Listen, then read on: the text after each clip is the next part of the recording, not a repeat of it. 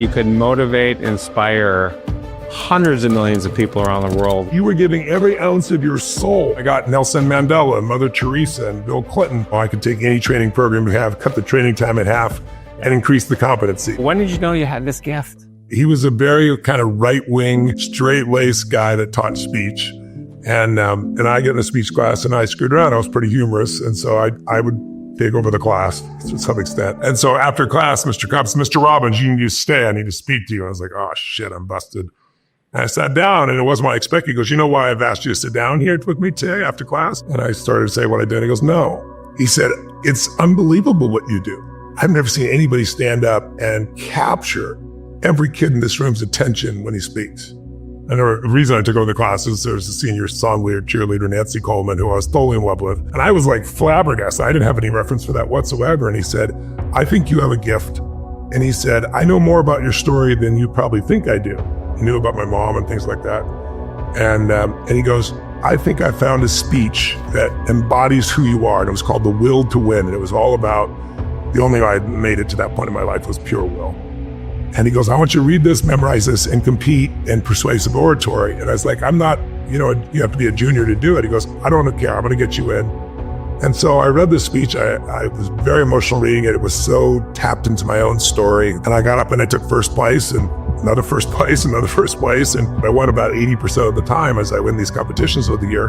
And so that developed that skill set in me. And then I decided to run for student body president, even though I wasn't the most popular kid in school, but I did it differently. I went to everybody and found out what they wanted and came back and told them the truth. I don't think this could be done. I think that could be done. And, I won. And so it taught me that you didn't have to be popular, that you could, if you told the truth and served, you'd get through to anybody, because I beat the most popular kids in school by far. Starting your seminars or doing some with Jim, he's letting you speak at 20 years old. I think you're at your first seminar. And there was someone there who was basically criticizing you. Tony doesn't know shit. He's really not doing anything. And then there was and he's basically saying, hey, I've got a client that has a snake phobia. He said, I can cure it. But the better one that I think a lot of people would be more interested in, and I think you could create a whole new business. I know you've done well. I think people have said Tony is now a billionaire, as you were able to give a woman an orgasm who had never had one in her life before. Without touching her. Well, without touching her. So, I'm sure there's a lot of guys listening out there saying, holy shit, Tony, you got to write a book about this. And then there's a bunch of women out there who are not sexually fulfilled, where I think there'd be a 50-50 audience there on that one. Oh, no, I made my career by taking challenging psychiatrists originally and saying, give me your worst patient, I'll handle them in an hour, who'd been working for 5 or 6 or 7 years. I started that in Vancouver, and it became kind of my calling card. Now, today, I train psychologists and psychiatrists. They study my work and they get continuing education credits. Kind of crazy. But in those days, I was angry to see somebody spend 5-6 years at something that I had learned techniques that truly could wipe it out in less than an hour, sometimes 15 minutes. And so I use that. I take somebody like the snake phobia and I'd bring it out, they'd freak out, and I'd, at the end, wrap the snake around them, and people would be like, holy shit, this is amazing. But then I did things for like the Army. I took a training program that they've been doing since World War I on training people in pistol shooting. And I told the general I could take any training program we have, cut the training time in half, and increase the competency. And he said, you're crazy. I said, no, I'm expensive. We negotiated. I went through a year's worth of top secret clearance, and then I did a whole series of things for the Army. And I cut the training program by 3 days out of 4, 1.5 days versus 4 days, and qualified 100% of the people instead of 70% of the people. And so that opened up doors. I got to do coding. I got to do other things of that nature. And then I started with sports teams. And then I got Nelson Mandela, Mother Teresa, and Bill Clinton. And then, Randy, it's just patterns. Everything is patterns. So if you want to think about, like, I have 5 kids and 5 grandkids. I have a 50-year-old daughter and I have an almost 4-year-old daughter now. So I have quite a spread. I adopted my first 3 kids when I was very young. And I look at them today and I think, okay, the world is changing so rapidly. So how do I make sure my kids and grandkids can do well, or you and I can do well? At some point, people realize that they're better than different people. I remember I was playing golf. I'm a horrible golfer. Kaiser, by the way. Best place on earth, as you. I love Kaiser, yes. And I'm playing with this guy, and I'm a horrible golfer. And we have I have a pro golfer who came in as a friend, and we're all playing golf. And I'm just, I lost 40 balls that round. And it was interesting to hear the conversation between those 2 guys. And the golfer said to this player who had been in 8 All-Star games, 10 All-Star games, he said, at what point did you know you were better than everyone else and 99% of people weren't going to make it?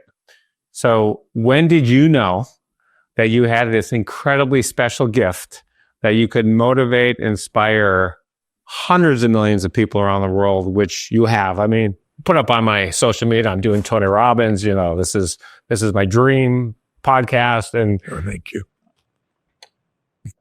I got hundreds of DMs. I posted today on my story. I'm so pumped. I'm going to Tony Robbins' house to do the show, and it just fucking exploded. That's awesome. I mean, you've influenced so many people. When did you know you had this gift? I think my gift is different than people think it is. I think my gift is the depth of my caring. I know that might sound corny to some people, but when people ask my wife, what's something about Tony that nobody knows? And she says, how much he prepares.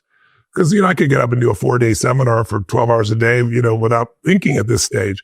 But every audience I organize, I do interviews for people in advance. I find out what they're after, what they're doing. When I do my Date with Destiny, I got 5,000 people and they do a 10 to 20 page document. I read them all, but I'm obsessed with giving my all every time I can serve. And when I'm up there, I think that's my secret. I remember a friend of mine, good buddy now, came to a seminar years and years ago.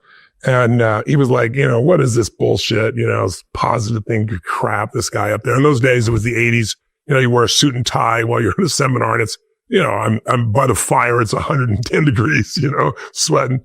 And I was on stage, and I was, I get people to change their bodies because that's how you change your mind.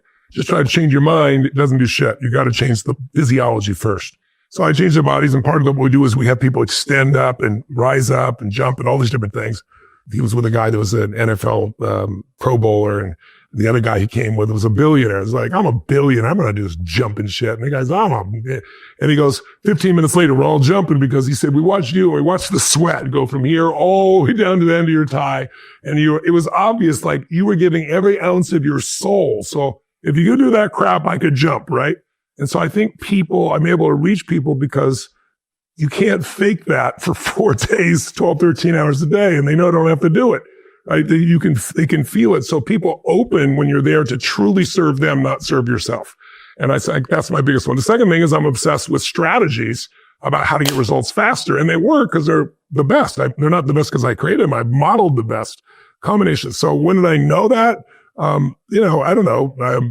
Probably shortly after I was working with the president, and I'm 31 years old, 32, and I'm sitting with the president of the United States. We were in Camp David, and it's Bill Clinton at that time, and he's wanting my advice, and I'm listening to him, and I go, like, this guy's the president of the United States, and man, he is really messed up, and he's the most powerful man on earth. And so you begin to realize we're all just people. But my skill set kept growing, and when I started being able to do anything from turn around the army to speak in any country and take people 12, 13 hours a day and have the impact. Obviously, I couldn't miss that I had that skill or the interventions that I'd done. And then, we all have some sense of inner pride. And, it's funny for me today because I'll have young bucks come up to me and say, hey, remember my name because, someday, I'm going to be where you are. And I always tease them, go, gosh, that's fantastic. Because when you get where I am, you'll be where I was. Because I'm not going to stop growing. So let's do it. So I love that sense of growth and competition as well. So, but I don't look at it as like I have this great gift. I look at it like people have gifts. And my job is to help them uncover them. Not I have a great gift. The gift is just loving on them and having a skill to figure out how to get there. I'll tell you a quick story, and I know we have to go. When I was an unhappy lawyer, I met a guy named Brian Metaboy. Yes, I know Brian, of course. And Brian, and so at some point, our company is going to go public, and Brian had heard about it, so he invites me to this thing at Peter Gruber's house. Yes. I get there, and I'm the only one there not in the business, the entertainment business, and everyone just the agents. That was a movie mogul meeting for sure. Armani suits, these young agents. I'm a tech guy, so I don't know if I had jeans on and a shirt like this. I'm looking around, and you got people doing jumping jacks. Well, it wasn't jumping jacks. It's sort of. No, they were doing jumping jacks in their suit. I was worried that they were going to rip their shirts. And I remember walking out of Peter's house. And again, like I read your books. I have a book, Awaken the Giant from Within, first edition that I brought with me. It's a paperback. You can see it's got yellow pages that I've read a few times.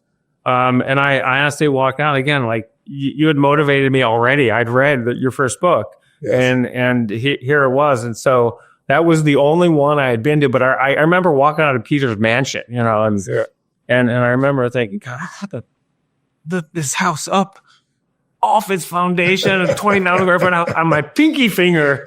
When I got out of the car, I was so pumped. So well, imagine doing that. We did that for like 2 hours at his house. That was years ago. But imagine being with 10, 15, 20,000 people and doing 4 days and nights that you get rewired. I want people to know that what we do here is not about thinking. Stanford did a study. We don't have time to talk about it, but people go through and they get treated for depression. That's what they were interested in. And 60% of people make no improvement. 40% of those people improve 50% on average. Some people get well, but most people are on drugs the rest of their life. And when they did the study with my group over 6 days with no drugs, no anything, 93% were no longer having depressive symptoms. 7% improved. 17% had suicidal ideation, meaning considering suicide going in, none of them afterwards. A year later, 71% reduction in negative emotions, 52% increase in positive emotions. So this is a conditioning process. We're discussing something which can be stimulating. But to get your results, you got to get it in your body. And that's why I still do events. So you've got to come to an event as my guest. I promise to come. Thank you so much. Thanks for your time.